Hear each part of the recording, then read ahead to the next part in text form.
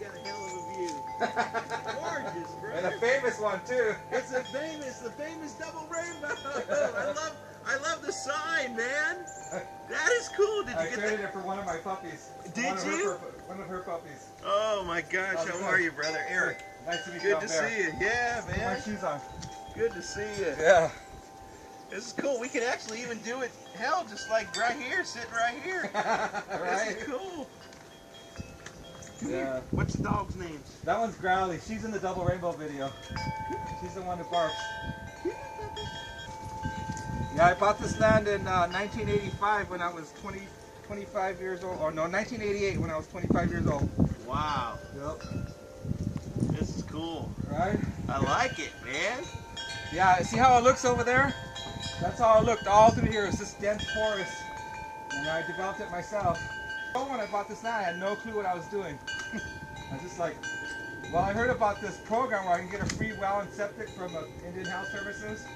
So I was like, man, I need to, take advantage of that. So I got this place and I drug this mobile up here and started making. Well, I was working on like fire reduction. That's the whole time. Right. There was just, I was like in a big cave right here. Wow. You couldn't even see there was a mountain there.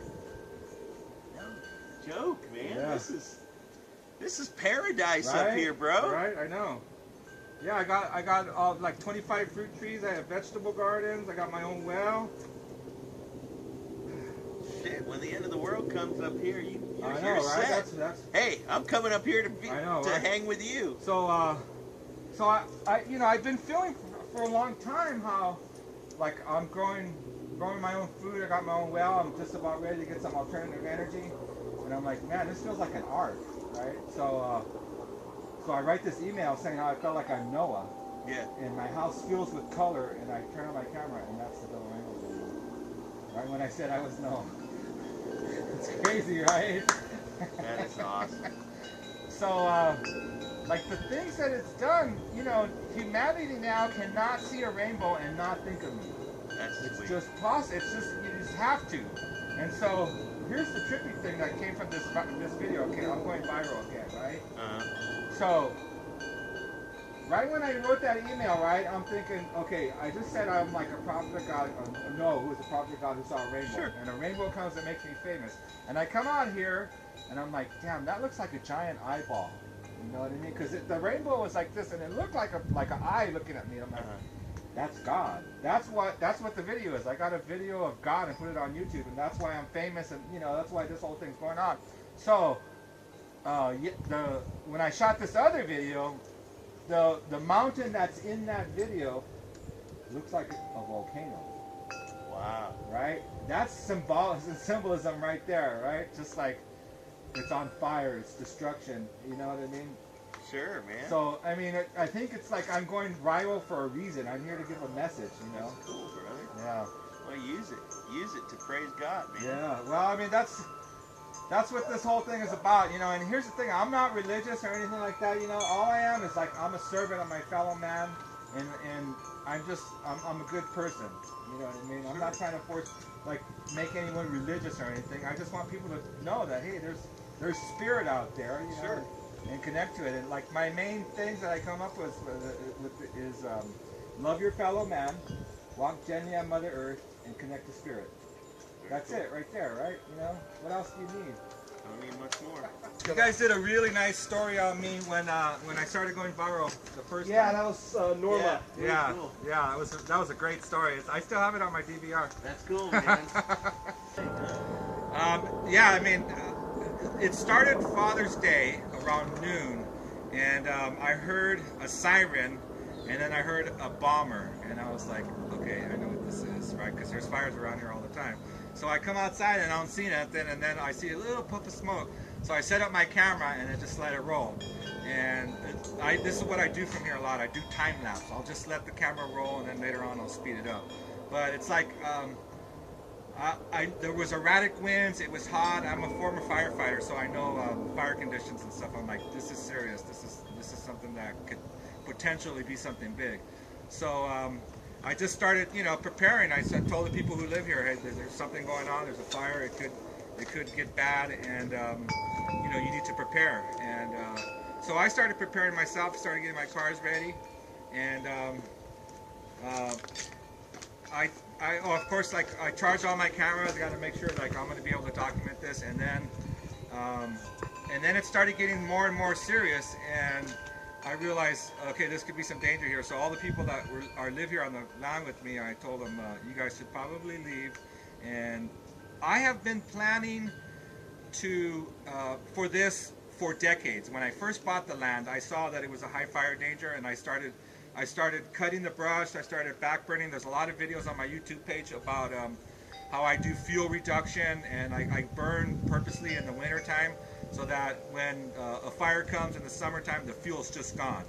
So I'm ready, right? And I got I have a 2,500 gallon water tank that just went online 2 days before the fire, and so I start filling my water tank, and I'm ready to go. And so everyone who lives here just left, and I'm here by myself. And then, oh yeah, then I get a call from the reverse 911 saying that you're under evacuation.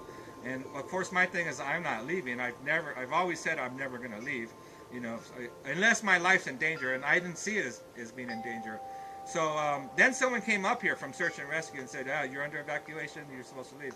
And I said, well, I'm not going to leave. You know, I know what I'm doing, and I'm perfectly safe, and I'm a firefighter. And they said, okay, well, sign this, and and then they left.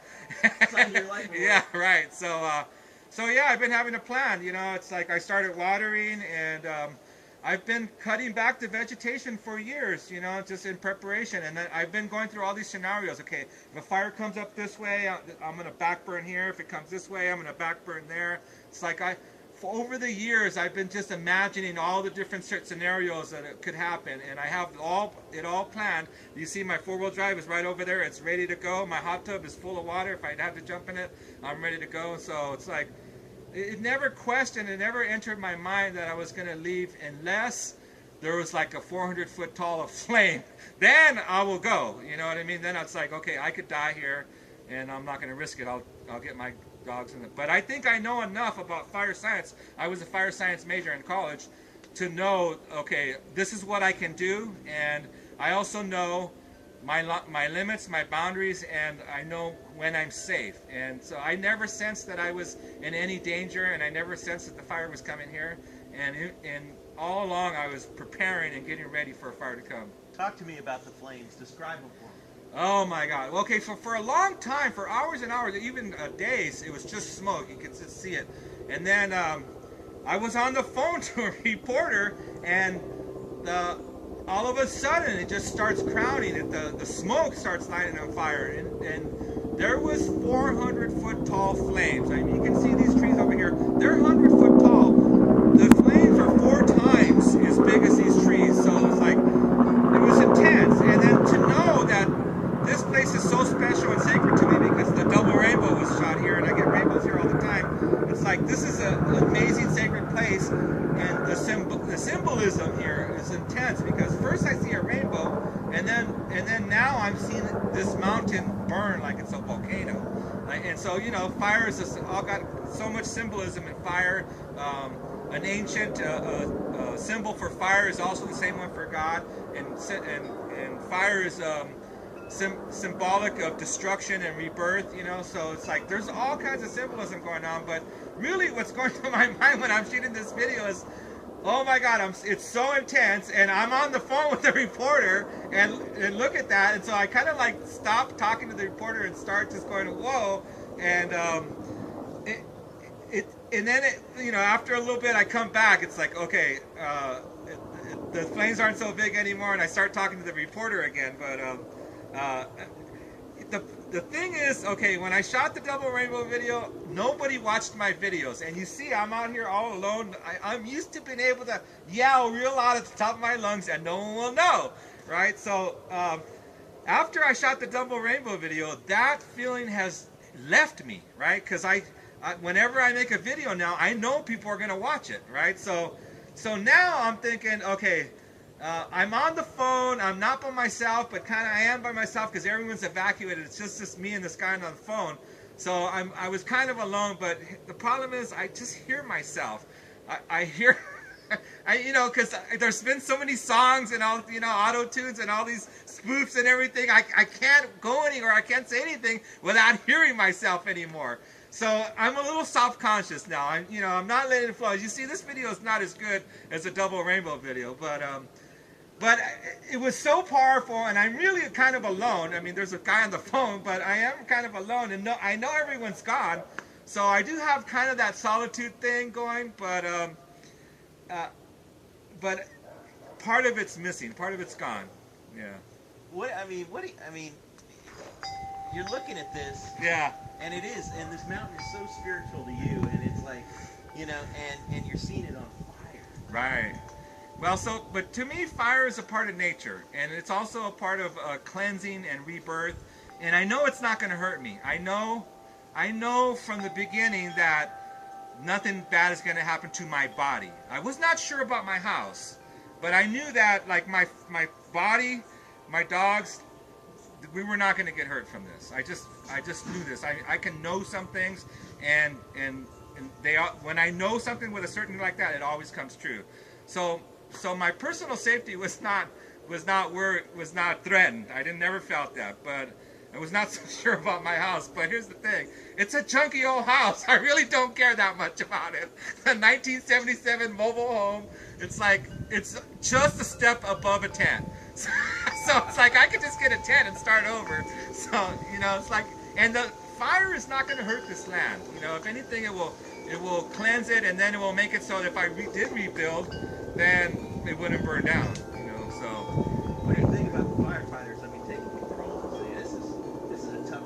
Well, the firefighters have done a great job, and I used to do this. I fought wildland fires for Alley County Fire Department, for the Park Service, and for the concessionaire in Yosemite. So I know what they're doing. It's hard work, but it's also fun and exciting, and it's like, wow, I'm right here in the middle of the action. So people are like, oh, those firefighters are all so brave. You know what? It's not about that. It's that it's fun. So talk to me. I mean, when you're watching this fire, yeah, and you got a bird's eye view. I do. Yeah, and it's so intense. I swear, it's like helicopters are lined up waiting to drop water, and then as soon as the helicopters are done, then it's planes, and the planes are just going after it. And I'm just out here with this badass camera that YouTube gave me with a great zoom and just getting it all, man. I'm like, yeah, that was a great shot. Yeah, I was enjoying myself. It was exciting for you. Oh yeah, it's like I got a front row seat to an amazing show that everyone else doesn't get to see because they're all evacuated. Right? Some would call you nuts. I know. Yeah, I guess so. There's a guy out here. He's staying. Yeah. Telling him to evacuate, but you're sticking around. Oh, Man. but because they don't see things like I do. It's like I know I'm okay. It's like nothing's gonna happen to me. People don't know. They don't know how to think like this. You know what I mean? That's why I live out here in the end of a dirt road. That's why I'm world famous. Because I think different than most people, and I walk without fear. When I shot the double rainbow video, I sent it to my sister, and she says, "You better take that down. People are gonna think you're crazy." And I was like, I don't care what people think. I don't walk without fear. To me, I feel like I'm protected by the truth. So I let it all hang out. And I don't care. So they're finally getting a handle on it. Yeah. And everything, and it was an amazing sight for you, huh? Yeah, I kind of have this in the back of my mind that maybe that the universe made this happen so that I could give this message to humanity. Because for one thing, no one's been hurt. No homes have been destroyed. It's just been something that's been exciting. I mean, people have been put out of their homes, but you know what? No one's really going through, like, their house got burned, or they're injured, or they got burned. You know what I mean? So it's kind of just like a media event. You know what I mean? So, and part of my mind is just like, did the universe do this so that I can get another bump, so that I can go viral again, so that I can say, hey, wake up, humanity, because look what's happening around us. Like, we're having the worst fire season in 100 years. It means something. What does that mean? That we've changed the planet so much that it's burning. Take care of it, huh? Well, yeah, it's like the thing I was saying earlier was like what came out of the double rainbow video when I started doing interviews was I came up with bullet points of what, because in the double rainbow video I say, what does it mean? Well, I started getting asked what it meant, and I had to come up with like the answer to that, and I came up with the bullet points, which is love your fellow man, walk gently on Mother Earth, and connect to Spirit. What do you think this fire means? I think it's symbolic of what is going to come. I think there's going to be a cleansing, you know, I think there's going to be a change, and I think there's going to be a rebirth. That's what it seemed like to me, because this is a very important place. I mean, hundreds of millions of people have seen this view, and then to see it go up in flames like that, you know, it's like, and then know that I caught it, and people are, it's like it's going viral, and people are, and you know, who goes viral twice? You know, it's like, I never thought that was going to happen.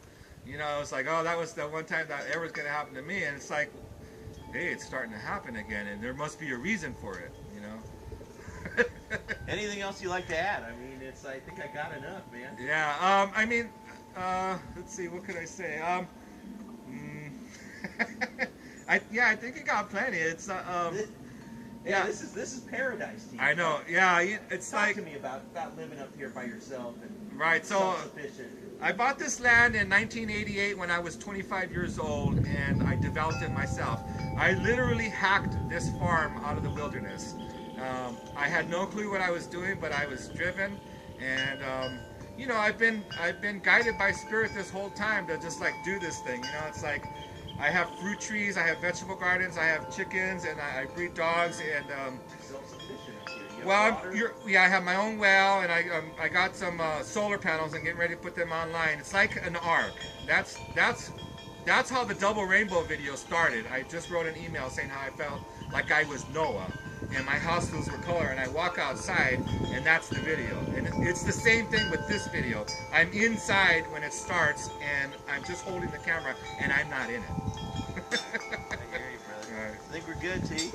Okay, for sure. Yeah, that's probably a good shot. Yeah, and then I after do. With your camcorder. Yeah. And then after that, I'm just gonna give you a roll house, dog, chickens, the farm. Okay. Yeah, that's a good idea. And then I'll. So yeah, I never go anywhere without a camera within arm's reach. That's awesome. That's been my life since the 80s. That's awesome. And when YouTube came out, I'm like, ah, that's me, that's me. That's great, dude. And you know, at the first conference YouTube ever had, they sang my words. Did they really? Yeah, they sang my words. They have a double rainbow song, and then I was like, man, I should be there. So I contacted the people, and they're like, yeah, you should be there. And so they gave me tickets, and I went, and thousands of people sang my words to me. Yeah. That's awesome. Now that firefighters seem to be gaining an upper hand on the wildfire just above Mariposa, it gives us a chance to talk to some of the people who defied the evacuation order and stuck around. One such person is Bear. You know him as the Double Rainbow guy from YouTube. He gives us his account on what he saw. Well, brother, man, you got a first-hand, and then I'll use that video of you saying, yeah, I got a first-hand look on what I saw and blah blah blah. Right. Man, this is awesome. I know, right? Bear, I want to come and live with you, man. Can I come stay with you for a weekend? Yeah, I host people from all You over do? the world all the time through couch surfing, Nice. Outbacks, and Wolf. So you said that you also have still pictures. Oh yeah, I have a video that I posted of stills. I got all kinds of stills. Yeah. Okay, so really? they're all on YouTube. Yeah. Okay, I just want to make sure. If you guys need some content or something, I'm happy to contribute. Yeah, I got lots of good stuff. Okay, yeah, because this whole story is going to be about you, brother. Okay. Well, I got plenty of content. I'm happy to share it. Okay, sounds good. Yeah.